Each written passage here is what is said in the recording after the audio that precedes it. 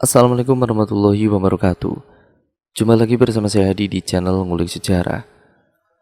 Dan pada video kali ini saya akan kembali lagi membacakan suatu kisah misteri. Kali ini masih tetap berjudul Tumbal Gadis Perawan, memasuki part yang kedua, yang kali ini sekaligus menjadi part terakhir dari keseluruhan alur ceritanya ya teman-teman.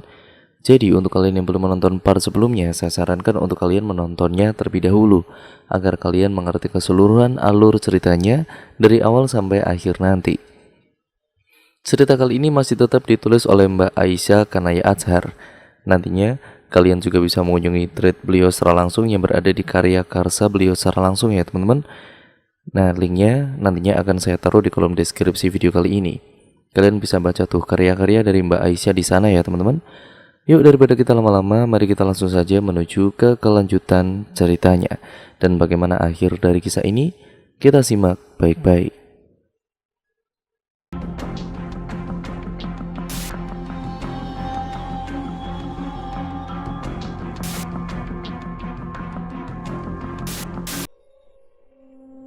Di malam yang sepi dan hawa yang teramat dingin, hati ini tidak berhenti untuk berzikir meminta keselamatan dari Yang Maha Kuasa. Walaupun demikian, aku merasakan hawa yang teramat gerah di saat posisiku sudah dekat dengan rumah ini.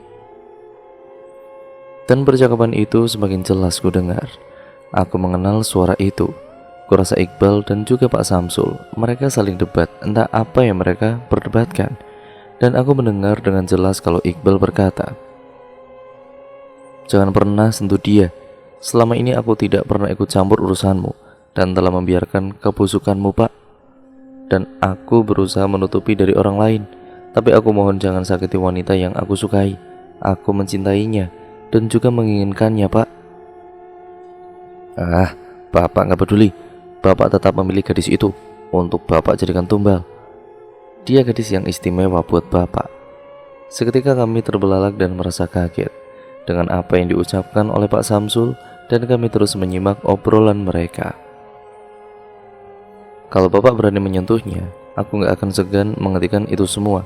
Biar warga desa ini semuanya tahu siapa Bapak sebenarnya. Dasar penyembah iblis." Dan terdengar suara tamparan yang begitu keras dan juga nyaring. "Bapak boleh membunuh saya, tapi tidak akan aku biarkan kau menyentuh Aisyah." Makin dibuat kaget kami berdua kenapa namaku dibawa-bawa. Dan seketika Adit berucap, walau agak berbisik, "Ai, apa tuh yang gandul-gandul?" Sembari menunjuk. Dan aku pun mengikuti arah telunjuk si Adit yang mengarah ke suatu benda yang menggantung di dahan pohon. "Oh, itu masuk." Serentak aku membekap mulutku sendiri dan Adit menimpali. Apa kok nggak dilanjutin aja?" Seketika aku menggetok kepala si Adit sambil berucap, "Itu pusaka kaum wanita semprul." "Lah, kok bisa menggantung di situ, Ai? Gedal-gedulnya gede juga. Berapa sentimeter ya? Panjang amat, Ai. Kalau dipakai panjat pinang bisa nggak ya?" Seketika ku tepuk jidat dan berucap, "Wah, otak mesum masih bocil juga. Udah jangan dilihatin terus. Bukan muhrim tahu." Si Adit cengengesan. "Lumayan, Ai. Ada pemandangan walaupun gelap. Yang aku lihat penampakan cuman di bagian itu doang. Kan bisa menyamarkan rasa takutku, Ai." Tanpa sadar aku pun membatin, sembari sedikit berbisik semoga saja ia lihat keseluruhan tubuhnya, biar kelepek-kelepek sekalian. "Dasar wewe gombel, gak ada akhlak, auratmu diumbar-umbar, dasar murahan," kesalku. Aku menyadari akan sesuatu hal. Perdebatan Iqbal dan Pak Samsul terhenti dan tiba-tiba Adit menjerit sehingga menimbulkan suara yang teramat keras sampai membuatku terkaget-kaget. "Wah!"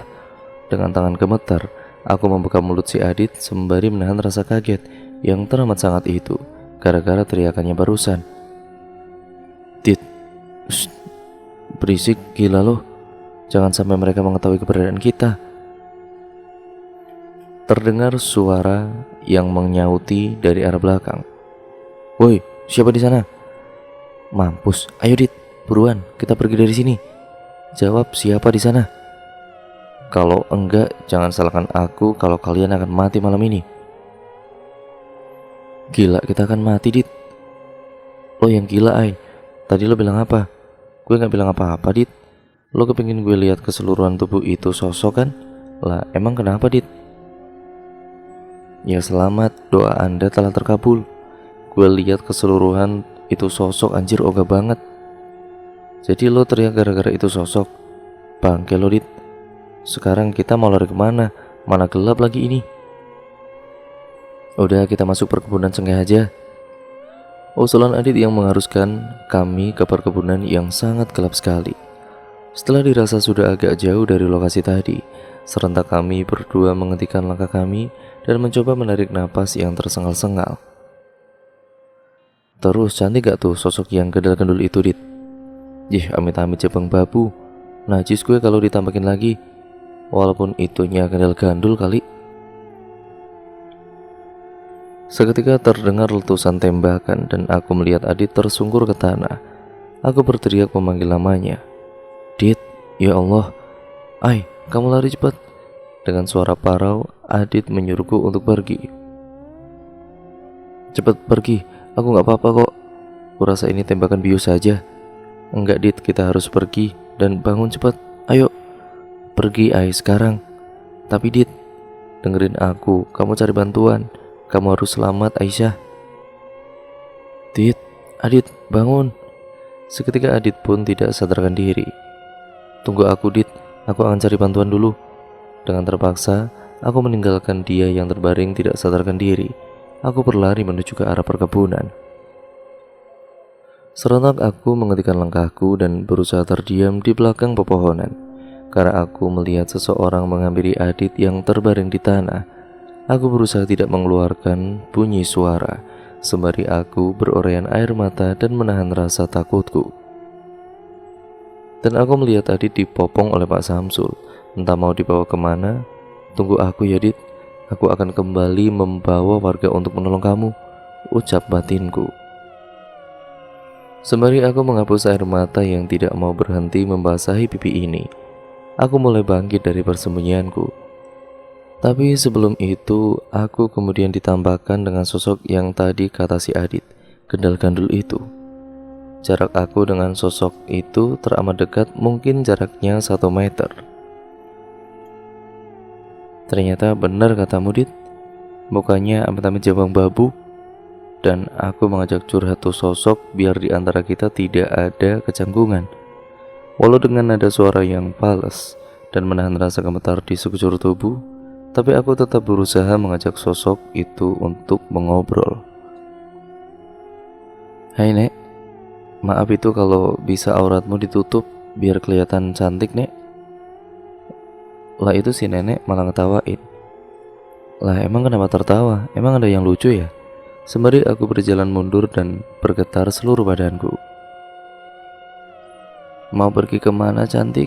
Ikut nenek yuk. Enggak, Nek, aku masih waras kok. Aku melihat wajah yang sangat hancur, mata yang besar, mulut yang lebar, kulit yang menggelambir dengan rambut gimbalnya. Udah kayak badut Ancol aja, Nek, rupamu itu. Kayaknya nenek lebih serem deh. Sembari aku cengengesan, dan pada akhirnya aku pun berlari seedan-edannya menerobos semak belukar, dan aku terperosok ke lubang misterius. Sepertinya lubang ini disengaja untuk dibuat.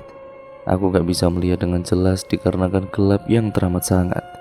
Aku berusaha untuk bangkit dan mencoba untuk naik, tapi seketika kakiku ada yang menarik dari arah bawah, terasa dingin di kulitku. Di saat sosok tangan itu menarik kakiku dan aku pun berbalik untuk sekedar melihat siapa yang menarik kakiku ini, serentak jantungku seakan tidak berdetak lagi dengan apa yang aku lihat barusan. Dia sosok gadis yang seumuran denganku yang pernah aku lihat di perkebunan ini. Sosok yang sangat mengenaskan, dengan muka pucat, dengan mata hitam semua, mulut yang tidak henti-hentinya mengeluarkan darah berwarna hitam pekat. Secara tiba-tiba wajah sosok itu sejajar dengan wajahku, dekat dan semakin mendekat. Dan tiba-tiba aku berada di suatu tempat. Aku di mana tempat ini? Aku yang masih melihat sekeliling, merasa keheranan. Sebenarnya aku berada di mana? Apa ini masa lalu sosok gadis itu? Dan benar saja pemikiranku itu, dan juga perkiraanku tentunya. Ini kilas balik sebelum sosok gadis itu meninggal dunia. Dan aku mengikuti gadis itu pergi bersama seorang laki-laki, yang aku rasa dia adalah Pak Samsul. Ya walaupun wajahnya agak samar-samar dan gadis itu pun menurut begitu saja tanpa perlawanan. Mereka pergi menaiki sebuah kendaraan yang sudah terparkir di samping jalan dan berlalu pergi. Terasa tubuhku ditarik oleh sesuatu yang tidak terlihat sampai sempoyongan, dan secara tiba-tiba aku berada di depan rumah Pak Samsul lagi. Dan tidak lama kemudian aku melihat kendaraan itu yang sudah terparkir di depan halaman rumah, dan mereka pun turun lalu kemudian masuk ke dalam rumah tersebut. Aku mengikutinya. Terlihat Iqbal yang berdiri di tangga yang sedang memperhatikan mereka berdua, dan dia berlalu pergi. Jadi Iqbal mengetahui ini semua, gumamku. Tapi kenapa dia tidak menolong gadis itu? Kesalku. Dan gadis itu dibawa ke sebuah ruangan yang dimana ruangan itu adalah sebuah kamar yang dipenuhi oleh sesajen. Aku melihat tatapan gadis itu kosong, seolah dia tidak sadar dengan apa yang akan terjadi. Dan aku pun berpindah tempat lagi, yang dimana aku melihat Pak Samsul sedang memandikan gadis itu dengan bunga setaman, sembari mulutnya berkemat-kamit. Ya Allah, ritual apa ini? Aku merasa gusar. Setelahnya gadis itu pun dibawa ke kamar yang tadi, dan setelah itu Pak Samsul melakukan yang seharusnya tidak dilakukan. Aku ingin pergi dari kamar ini karena aku tidak sanggup untuk melihat ini semua. Tapi seakan ada yang menghalangiku untuk pergi. Dengan sangat terpaksa, aku pun melihat semua yang telah terjadi. Dan aku merasa mual di saat Pak Samsul menjilati darah yang keluar dari, kemaluan si gadis itu. Seketika aku tersentak kaget, karena bukan Pak Samsul yang aku lihat, melainkan sosok tinggi besar dan berbulu, dengan mata yang besar dan berwarna merah. Terdapat tanduk di kepalanya, dia sedang asik menjilati darah itu. Setelah sosok itu merasa puas, sosok itu berucap, "Tumbal gadis perawan, aku terima." Dan sosok itu pun berlalu pergi. Kembali aku melihat Pak Samsul yang asli, dia memakai bajunya kembali, dan kemudian membawa gadis itu yang kurasa masih hidup. Aku terus mengikutinya sampai pada akhirnya aku melihat Pak Samsul membawa tubuh gadis itu ke arah perkebunan cengkeh yang tidak jauh dari rumahnya, lalu melemparkan tubuh gadis yang masih dengan kondisi telanjang tanpa busana ke dalam lubang galian. Terdengar erangan kesakitan dan tangisan dari gadis itu. Aku ingin membantu tapi tidak bisa. Aku hanya bisa melihat semua kejadian ini. Setelah Pak Samsul mengubur tubuh yang masih bernyawa itu, dia berlalu pergi. Dan pada akhirnya aku tersadar kembali. Aku melihat sekeliling, ternyata aku terbaring di tanah. Aneh, galian lubang tadi kemana ya? Dan aku melihat banyak tangan yang keluar dari dalam tanah, dan aku merengek mundur, tapi seolah tangan-tangan itu keluar terus-menerus dari dalam tanah.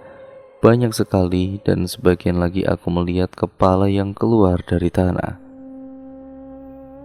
Jasad dari gadis itu keluar dari tempatnya dengan kondisi yang sangat menakutkan. Aku mencoba berlari, tapi sayang setiap berlari, kakiku selalu tersangkut ke akar pohon. Sampai-sampai aku harus berguling dan terjatuh. Dan apa ini? Kenapa mereka mengejar diriku? Ya Allah, aku mohon, selamatkanlah aku. Dengan rasa panik, aku pun kemudian tidak menyadari kalau arah yang aku tuju arah yang salah. Tiba-tiba aku menubruk seseorang yang berada di hadapanku, sampai aku terjengkang ke belakang. Dengan rasa kaget, aku dihadapkan dengan kejadian Pak Samsul yang tersenyum senang. Aku terbelalak dengan apa yang berada di hadapanku. Ini tidaklah benar. Perasaan tadi aku sudah berlari sangat jauh. Ternyata buruanku kembali juga. Jadi aku gak susah-susah mencarimu, gadis manis. Karena siapapun yang memasuki perkebunanku gak bakalan bisa keluar lagi, ngerti? Karena jasad itu akan menggiringmu kembali ke sini.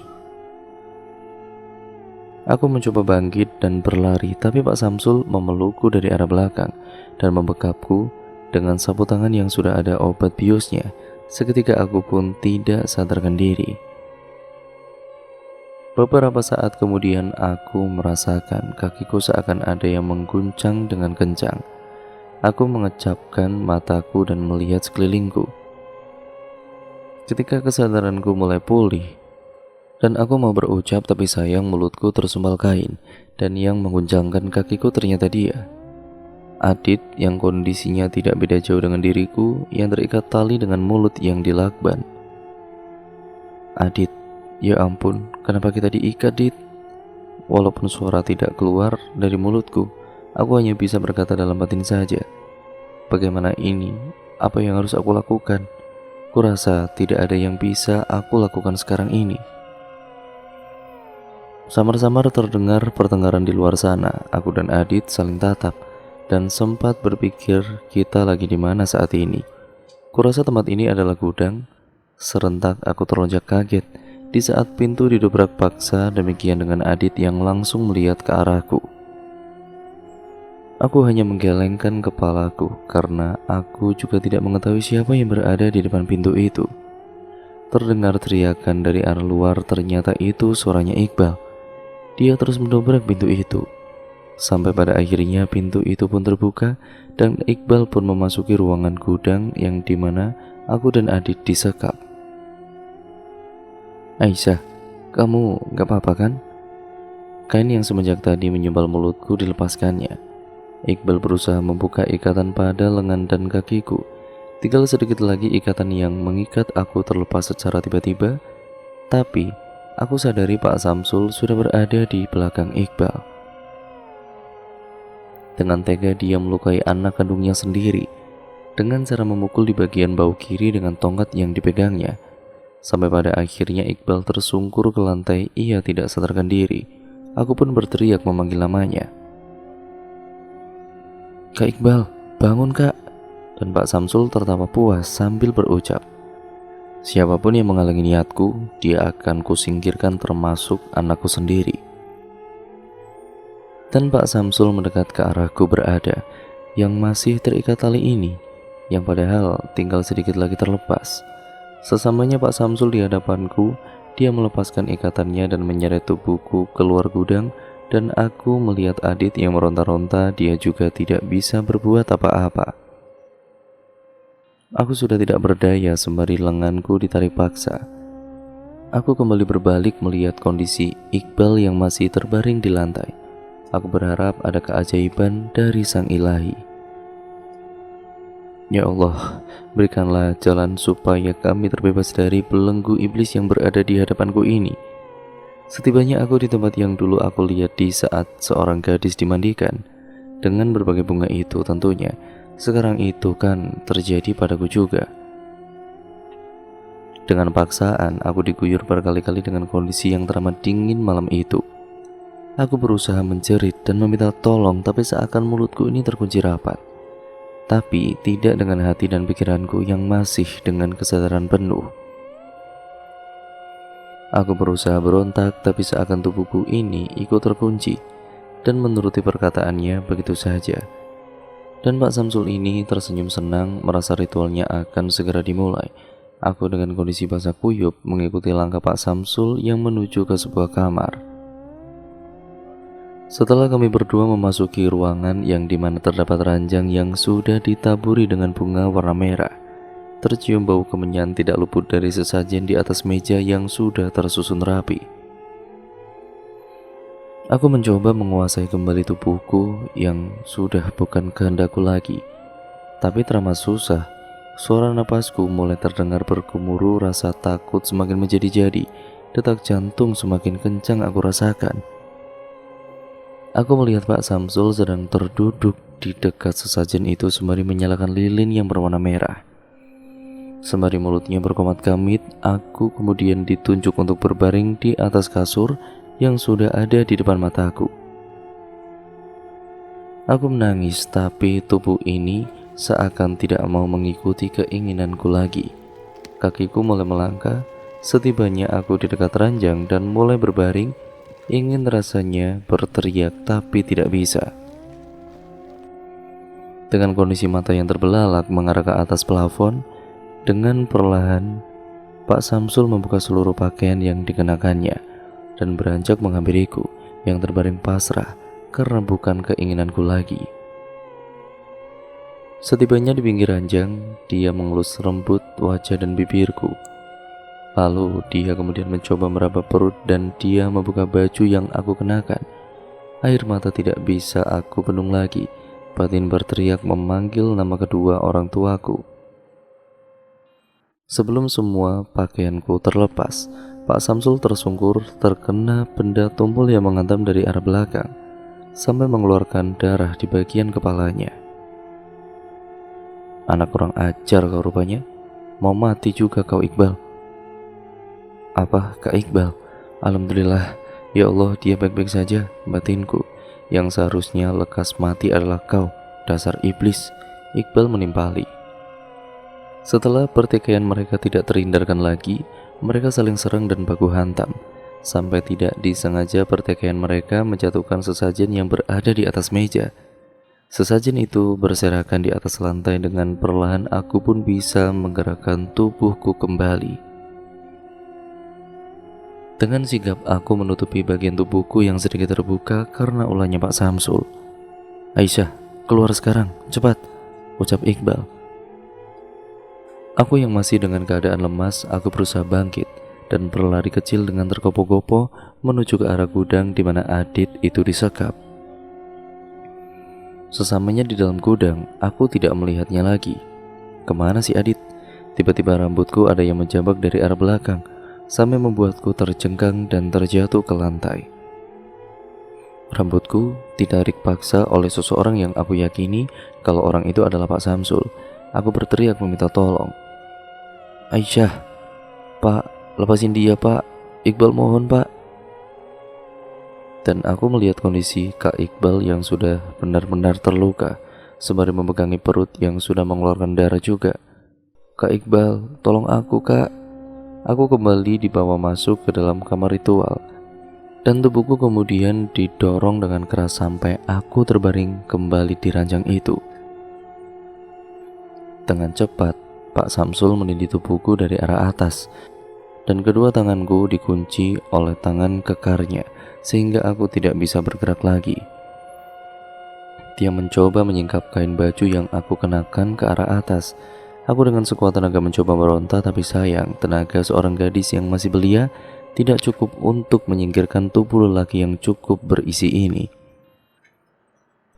Sebelum Pak Samsul melancarkan aksi bejatnya terhadapku, seekor harimau besar menerkam tubuh dari Pak Samsul sampai terjatuh dari atas ranjang. Aku yang menyadari siapa yang datang. Aku hanya bisa menangis sejadi-jadinya sembari memeluk tubuhku yang sudah tidak karuan. Dengan kondisi baju yang sudah robek sana-sini, harimau itu mengaum sejadi-jadinya. Pak Samsul berlari dengan tubuh setengah polos, dan aku dihampiri oleh Kak Iqbal. Aisyah, maafkan aku. Syukurlah kamu belum diapa-apain. Ayo kita keluar dari rumah ini, karena aku telah membuka tabung gas yang berada di dapur. Seketika aku tersentak kaget. Tabung gas. Dan aku bergegas beranjak walau badanku terasa sakit semua. Setibanya kami berdua di depan pintu keluar, Kak Iqbal berucap, maafkan aku yang tidak bisa menjagamu. Pergilah, aku akan mengakhiri ini semua. Biar bapakku gak bisa menyentuhmu lagi. Apa boleh aku memelukmu Aisyah untuk yang terakhir kalinya? Dan aku hanya terdiam masih mencerna dengan apa yang diucapkan oleh Kak Iqbal. Serentak dia memelukku dengan begitu eratnya dan berucap, aku ingin kamu selamat karena aku mencintaimu Aisyah.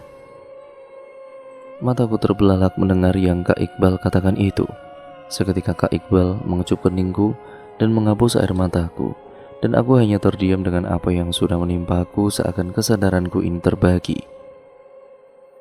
Aisyah, aku mau minta tolong padamu. dan aku mulai menatap ke arah matanya, dan Iqbal meneruskan perkataan yang tadi sempat menggantung. Gali semua gundukan tanah yang berada di perkebunan cengkeh, yang terdapat tanda di atas gundukan tersebut, sebuah batu berwarna merah. Disitulah bapakku menguburkan tumbal-tumbalnya. Apa kak? Jadi benar yang aku lihat kalau mereka sudah mati? Kak Iqbal hanya mengangguk saja, dan aku melihat Pak Samsul keluar dari sebuah ruangan dengan kondisi mengenaskan, darah yang bercucuran. Tapi dia masih bertahan walau tubuhnya itu sudah penuh dengan luka cakaran dan terpincang-pincang dengan susah payah. Pak Samsul melangkah menghampiri kami yang masih termangu dengan kehadirannya. Kurang ajar kok Iqbal, akan kubunuh kau dan juga gadis itu. Kalian berdua akan mati di tanganku malam ini. Kak, aku takut kak. Ayo kita pergi dari sini kak. Pergilah Aisyah, biar aku yang membawanya masuk kembali ke dalam rumah. Tapi kak, bukankah kakak bilang di dalam tabung gas setelah kakak buka? Biarkan saja aku yang menyalakan apinya. Aku harus mengakhiri semua ini. Seharusnya sudah sejak lama aku melakukan ini, tapi aku tidak punya banyak keberanian pada kala itu. Setelah melihatmu Aisyah, aku baru sadar kalau kamu begitu berarti bagiku, dan pergilah Aisyah, selamatkan dirimu. Kak Iqbal, jangan kak. Kakak harus pergi denganku kembali kak. Sebelum Pak Samsul keluar dari dalam rumah, Iqbal memandangnya kembali masuk sampai sempoyongan dan terjatuh. Dan Kak Iqbal menutup pintu itu dengan rapat. Sebelum tertutup sempurna, dia tersenyum kepadaku sembari berurayan air mata. Kak, jangan lakukan itu kak. Dan aku dihampiri oleh Adit. Aisyah, cepat kita pergi. Ayo, kita harus pergi. Aku sudah memanggil warga untuk kemari. Dan Adit menarikku supaya menjauh dari posisi rumah itu berada. Setelah jarak kami 10 meter dari pelataran rumah itu, terdengar ledakan yang sangat besar sekali yang membuat kami terkejut dan juga syok. Aku dan Adit terhempas sejauh 1 meter karena disebabkan ledakan itu. Ai, kamu gak apa-apa kan? Tanya Adit yang begitu khawatir dengan diriku. Aku menjerit memanggil namanya sembari berurayan air mata. Iqbal, kenapa kamu melakukan ini? Kenapa?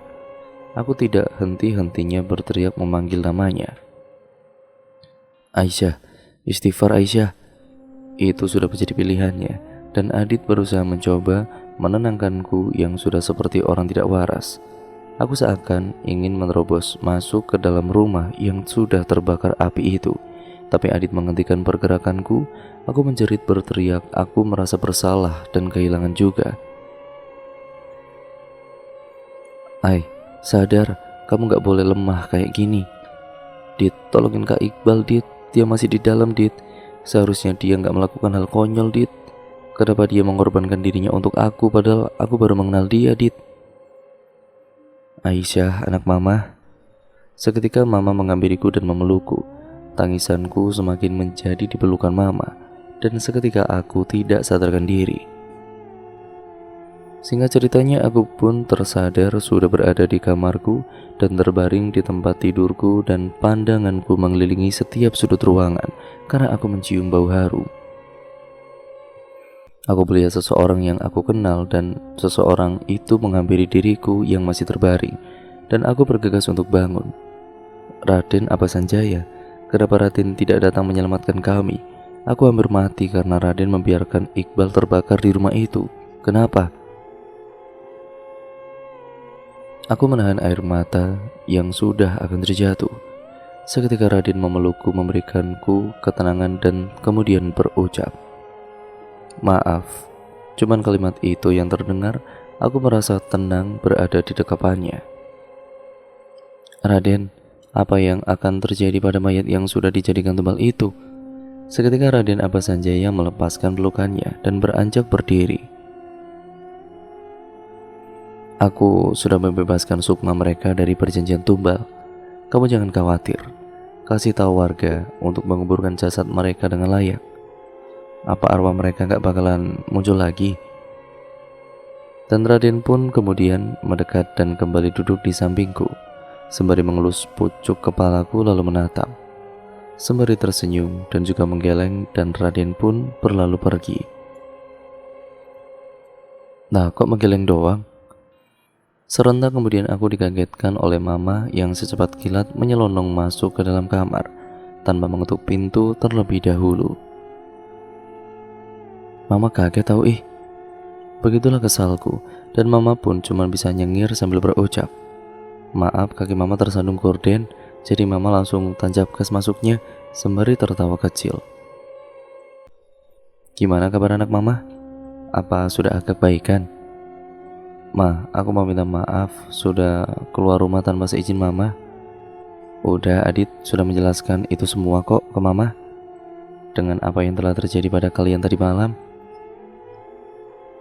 "Apa bapak marah, mah?" "Enggak, bapak sangat mengkhawatirkan kamu, Aisyah. Sayang anak bapak." Dan juga bapak mulai duduk di dekatku sembari mengecup keningku. "Apa kamu baik-baik saja? Di bagian mana yang sakit, nak?"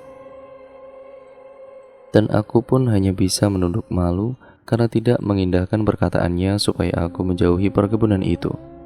"Lah kok diam saja sih? Bapak sama mama nggak marah kok, yang penting kamu selamat."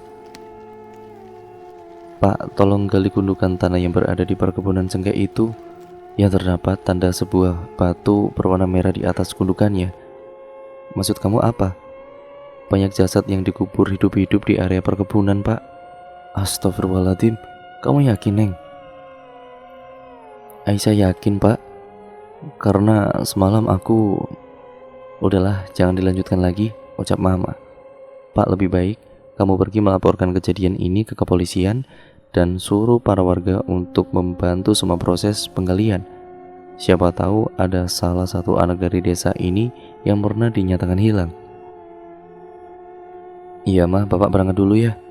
Dan aku kemudian menyandarkan kepalaku di atas bahunya mama sembari memeluknya dengan sayang. Terasa damai hati ini berada di pelukan mama tentunya. Serasa waktu jangan cepat berlalu karena aku masih ingin bersama mamaku tersayang ini. "Aisyah, kamu pergi mandi dulu ya sayang. Badanmu bau tuh. Dan makan siang sudah mama siapkan di atas meja. Kamu makan dulu ya, supaya tubuhmu itu kembali pulih." "Iya mah." Singkat waktu beberapa hari kemudian, setelah kejadian naas yang aku alami bersama Adit, aku mendengar kabar kalau jasad para korban sudah ditemukan. Semua ada 34 kantong mayat, yang dimana semua korbannya seorang gadis belia yang rata-rata seumuran denganku. Bahkan sudah ada yang menjadi tulang belulang di antara jasad-jasad itu. Dan yang paling aku tidak menduga, beberapa di antara mayat tersebut ada ke-6 anak gadis yang berasal dari desaku, yang pernah dinyatakan hilang beberapa minggu yang lalu. Sekarang mereka sudah dikubur dengan layak. Semoga para korban dengan keadaan husnul khotimah. Tidak terasa 2 bulan telah berlalu, di mana usiaku beranjak 16 tahun.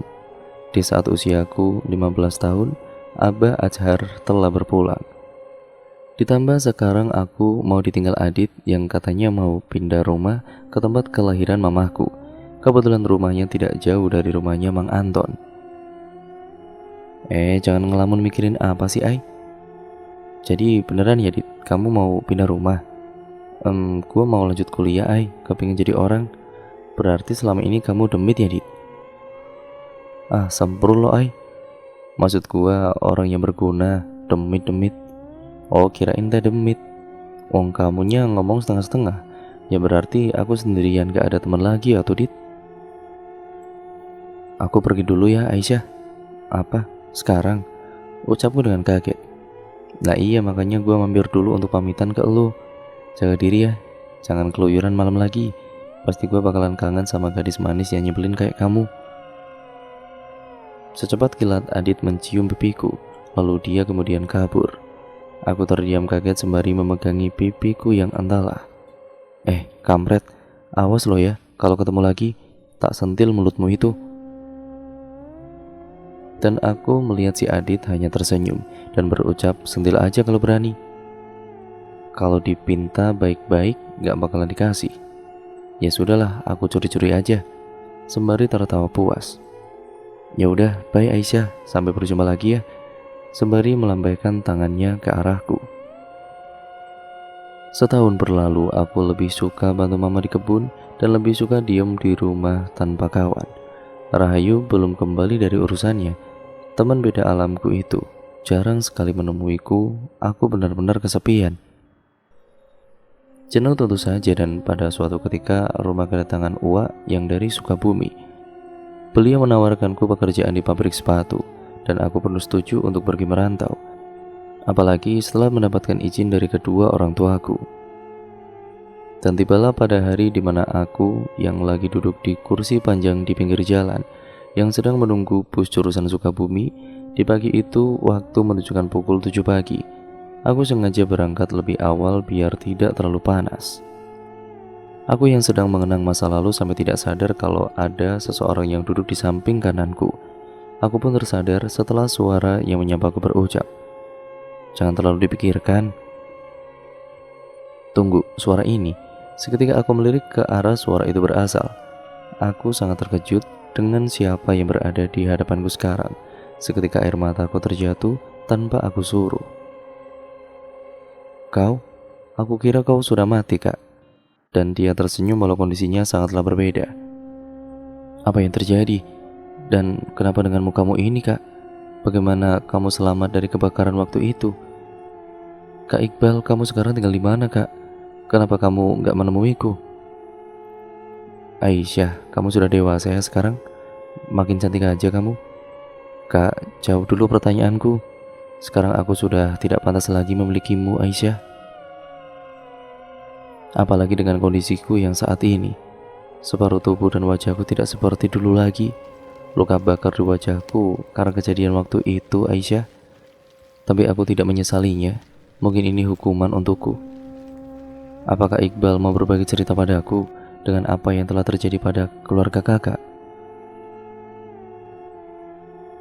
Cerita kali ini diambil dari sudut pandang Iqbal ya teman-teman.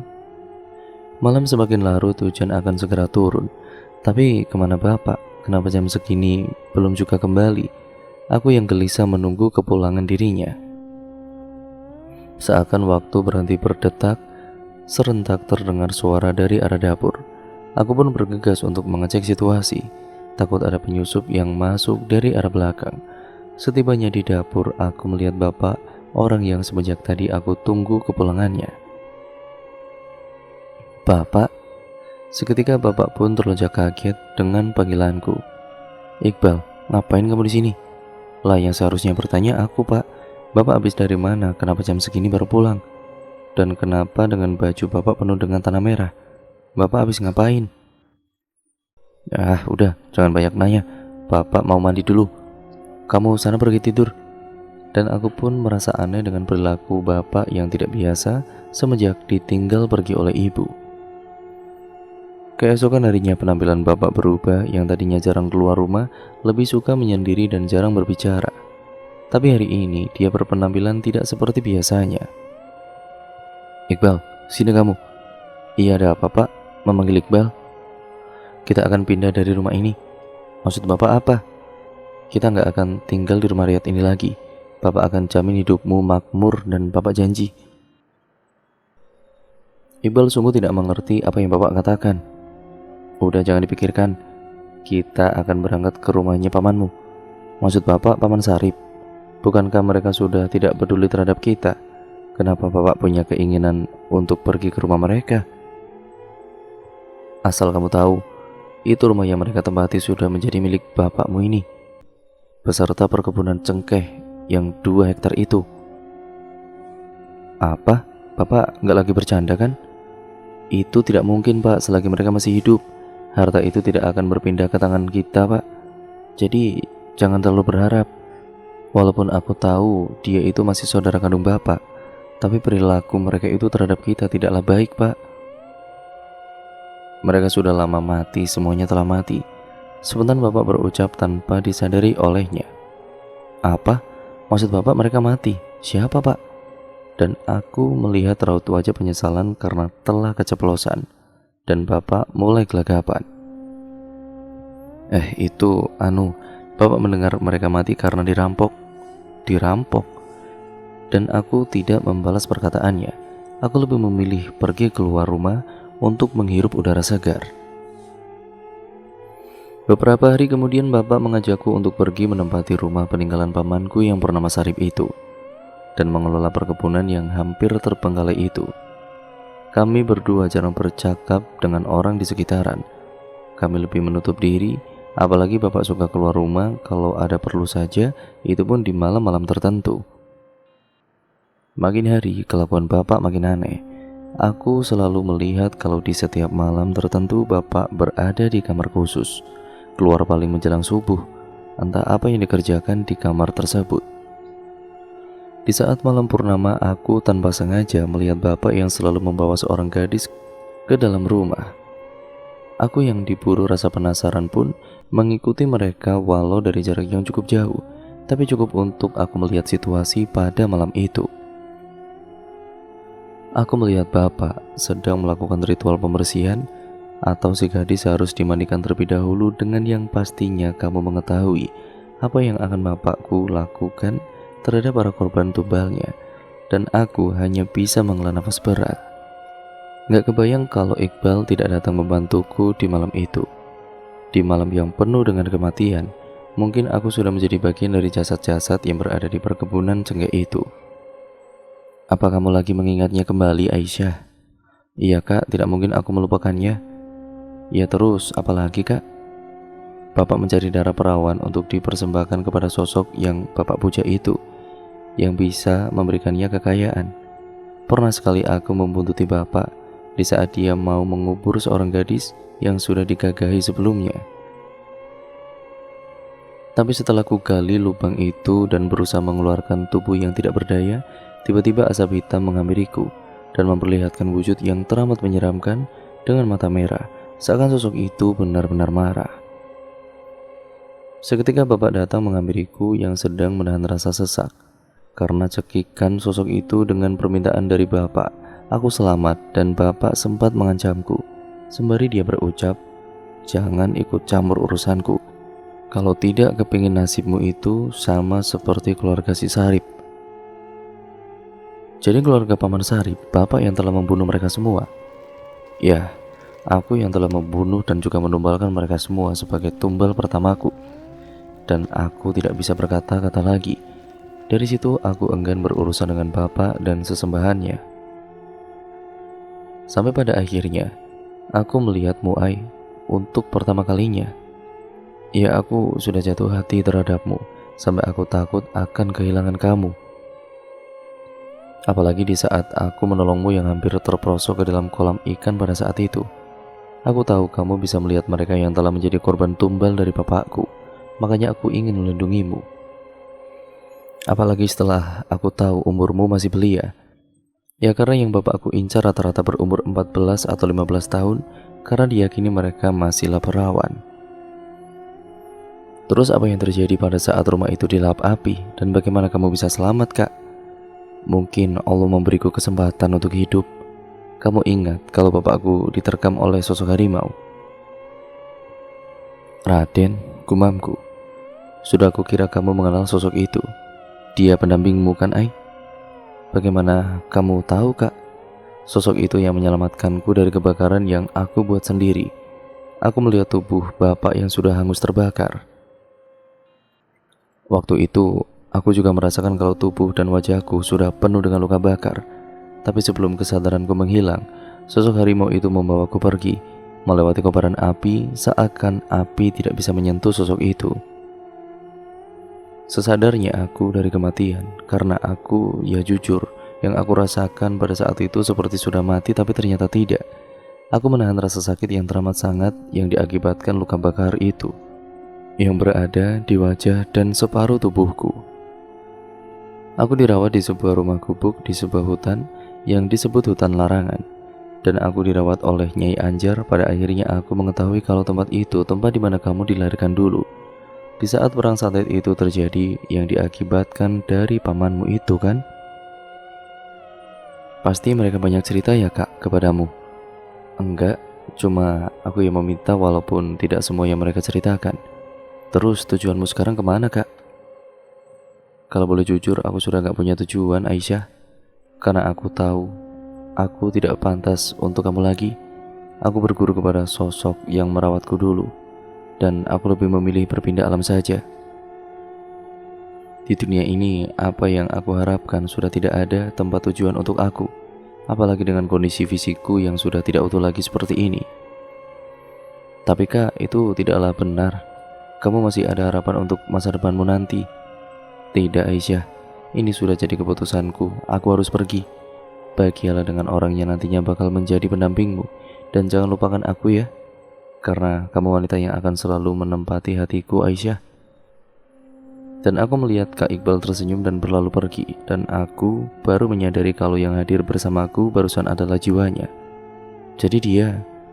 Aku hanya terdiam termangu untuk beberapa saat, sampai terdengar suara dari arah belakangku. Dia belum berpindah alam Aisyah.